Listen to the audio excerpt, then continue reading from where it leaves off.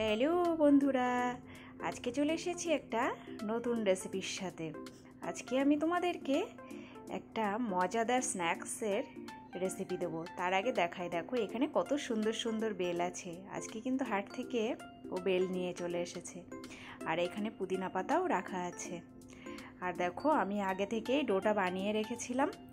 তো পরিমাণ মতো আমি ময়দা দিয়েছিলাম, দুজনের জন্য করব। আর সেখানে একটু রিফাইন্ড তেল আর লবণ আর ঠান্ডা জল দিয়েই আমি কিন্তু ডোটা মেখে রেখেছিলাম। তোমরা যদি চাও একটু উষ্ণ গরম জলও দিতে পারো, সেটাতে ডোটা আরও সফট হয়। আমি যেহেতু অনেকক্ষণ ধরেই ডোটা মেখে রেখেছি, তার জন্য ঠান্ডা জলটাই দেওয়া যায়, গরম জলটা না দিলেও চলে। দেখো এখানে কত সুন্দরভাবে কিন্তু বেলা হয়ে যাচ্ছে। ডোটা বেশ খানিকক্ষণ রেস্টে রাখলে অনেক সুন্দর বেলা হয়ে যায়। আর আমার এদিকে দেখো তাওয়াটাও কিন্তু গরম হয়ে গেছে। এবারে আমি একটা একটা করে এই রুটিগুলো হালকা হালকা করে সেঁকে নেব।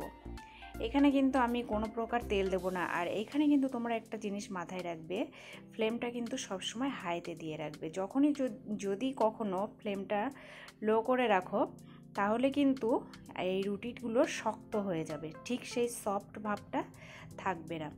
দেখো একটা আমার প্রায় হয়ে গেছে, ও একটু হেল্প করছে উল্টে দিতে, যেহেতু আরেকটা আমি রুটিটা বেলে নিচ্ছি তার জন্য। আর সামান্য সামান্য ভাজা করে নেব। আর এদিকে দেখো শসা, পেঁয়াজ আর লঙ্কা কুচি আমি কিন্তু আগে থেকেই করে নিয়েছি। দেখো এটা কিন্তু এবার হয়ে যাবে, প্রায় হয়ে গেছে। আর এবারে আমি আরেকটা দিয়ে দিলাম। আরেকটাও ওরকম ভাবে তাড়াতাড়ি এদিক ওদিক করে, মানে দুই পিঠই ভালোভাবে, একদিকটা বেশিক্ষণ রাখা যাবে না, ফ্লেমটা থাকবে হাই। আর দুটো পিঠ ভালো করে ভেজে নিতে হবে। দেখো আমি কিন্তু তেলই দেইনি ওইখানে। আর এইখানে দেখো একটা ডিম ফাটিয়ে নিলাম। ডিমের ভিতর একটু লবণ আর একটু গোলমরিচ গুঁড়ো দিয়েছি। গোলমরিচ গুঁড়োটা অনেকে স্কিপ করতে পারো, যেহেতু গোলমরিচ গুঁড়োটা আমার দিতে খুবই ভালো লাগে এই টেস্টটা, তার জন্য আমি একটু গোলমরিচ গুঁড়ো। আর এইখানে দেখো এবারে কিন্তু আমি তেল দেব। আর তাওয়াটা কিন্তু অনেকটাই গরম হতে হবে, নাহলে ডিমটা নিচে লেগে যাবে। দেখো আর আমি পুরো ঘেমেই গেছি, এখানে ভীষণ গরম হচ্ছে। আর এবারে আমি ডিমটা কিন্তু দিয়ে দিলাম। আর ডিমটা দেওয়ার সাথে সাথেই রুটিটা উপর থেকে দিয়ে দিতে হবে। দেখেছো তো পুরো দোকানের মতো লাগছে না? একদম এইভাবেই করতে হবে। আর একটা ডিম আমি এইদিকে ভেঙে নিলাম ওই সেম প্রসেসে। ওখানেও একটু আমি গোলমরিচ গুঁড়ো আর একটু লবণ গুঁড়ো দিয়ে দেবো। এইভাবে তোমরা যদি বাড়িতে করো, পুরো রেস্টুরেন্ট থেকেও অনেক অনেক সুন্দর একটা খাবার খেতে পারবে। আর পুরোটাই হাইজেনিক। রেস্টুরেন্টে তো কত দিনের তেল থাকে, সেগুলো খেলে আবার পেটে অসুবিধাও হতে পারে। এবারে দেখো আমার কিন্তু প্রায় ভাজা হয়ে গেছে। এবারে আমি উপরে একটু তেল দিয়ে দিলাম। এবার উপরটা একটু হালকা হালকা ভাজা ভাজা করব। এখানেও কিন্তু ফ্লেমটা পুরোই তোমাদের হাইতে রাখতে হবে, না হলে কিন্তু এখানেও ওই রুটিটা যদি স্লো রাখো, এখানেও শক্ত হয়ে যাওয়ার একটা চান্স থাকে। তো দেখো আমি হাইতে দিয়ে বেশ ভালোভাবে এপিট ওপিট, কোনো সাইডটা বেশিক্ষণ রাখা যাবে না, খুব তাড়াতাড়ি উল্টে পাল্টে নিতে হবে। তারপরে আমি আর একটু তেল দিয়ে দিলাম পরেরটা ভাজার জন্য। দেখো তেলটা সামান্য গরম হয়ে আসলেই আমি ডিমটা ফেটিয়ে দিয়ে দেবো।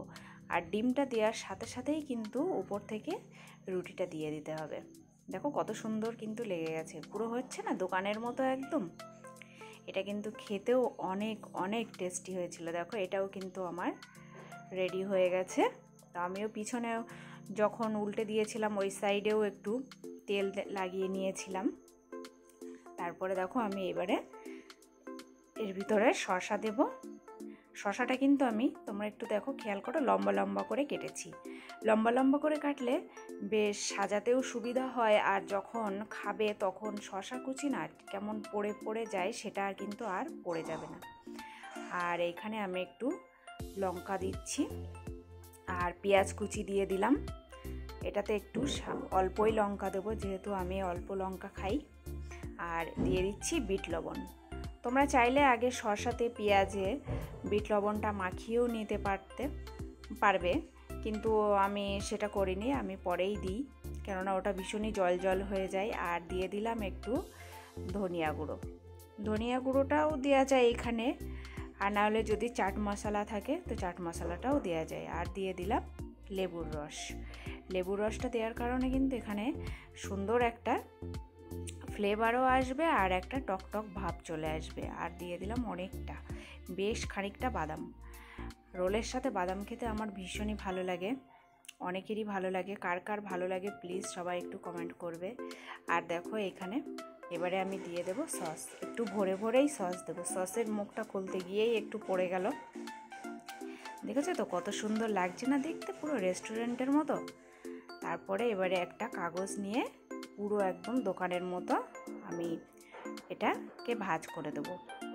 দেখো রুটিটা এবারে এইভাবে একটা রুটি দিয়ে কাগজটা একটু ভাঁজ করে তারপরে আরেকটা কাগজ দিয়ে ভাঁজ করে দেব, দিয়ে নিচে থেকে একটু গুটিয়ে দিলাম যাতে নিচে রসগুলো না পড়ে যায়, কিন্তু তাও নিচে কিন্তু অনেকটাই ভিজে যায় আর রসটা চলে আসে, যেহেতু শসাতে যখনই লবণ পড়ে তখনই কিন্তু রস ছাড়া শুরু করে দেয়। তারপরে দেখো আমি এখানে আরেকটা ওই সেম প্রসেসে রেডি করে নিলাম, এখানেও একটু বেশি বেশি সস দিয়ে দিলাম। রোলে কিন্তু আমার বেশি বেশি সস খেতে বেশ ভালো লাগে। আর এটাও সেম প্রসেসে আমি মুড়িয়ে নিলাম। এইভাবে দুটো রোল কিন্তু আমার রেডি হয়ে গেছে, দেখো পুরো লাগছে না রেস্টুরেন্টের মতো। চলো তো এবারে খাওয়ার পালা আমাদের, টেস্ট করে দেখি কেমন হয়েছে। তো প্রথমে আমি দুটো নিয়ে বসেই গেলাম, এটাতেও টেস্ট করলাম যে লবণটা ঠিক আছে কিনা, এটাও একটু টেস্ট করে নিলাম। তো বেশ সুন্দরই হয়েছে। আর দেখো নিচে থেকে কিন্তু রস একটু আমার জামায় পড়েই গেল, আমি একটু ওকেও দিলাম যে কেমন হলো একটু বলো। ও একটু খাচ্ছে, খেয়ে তারপরে বললো যে বেশ ভালো হয়েছে। তো বন্ধুরা সবাই বাই।